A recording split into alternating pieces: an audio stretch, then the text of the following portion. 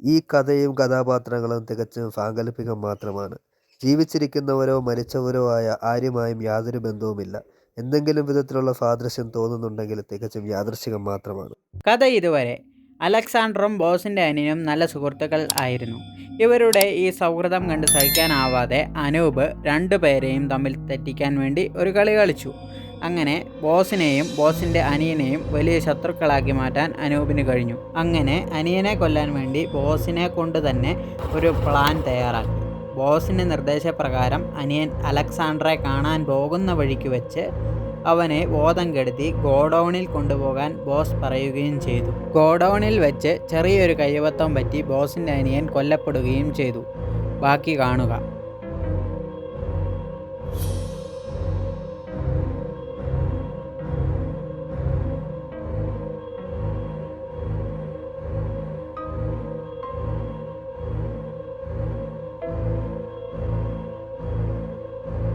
അവന്റെ കാര്യം എന്തായി? അവനെ തട്ടി. ഇത്ര പൈസ ഇൻവോൾവ് ആയ കേസ് നിന്നെ ശരിക്കും നോക്കണമെന്ന് പറഞ്ഞ് ഏൽപ്പിച്ചിട്ട് പോയതല്ലേ? ഇതെങ്ങനെ അലക്സാണ്ടർ അറിഞ്ഞിട്ടുണ്ടെങ്കിലോ? ബോസ് ഇന്നലെ രാത്രി അലക്സാണ്ടർ എന്നെ വിളിച്ചായിരുന്നു. അയാളെല്ലാം അറിഞ്ഞു. ഓനോ പുള്ളിയെല്ലാം അറിഞ്ഞു കാണും. ഈ സമയം കൊണ്ട് നമ്മളെ ഫോളോ ചെയ്ത് ഇവിടെ അവർ എത്തിയിട്ടും ഉണ്ടായിരിക്കാം.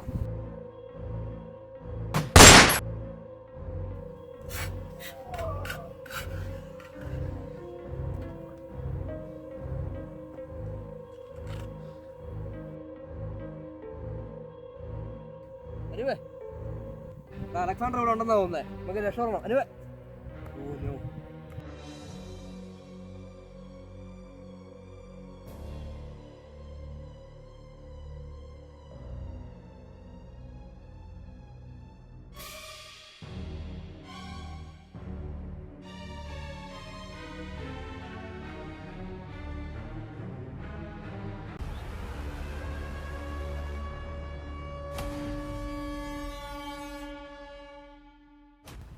I am Alexander.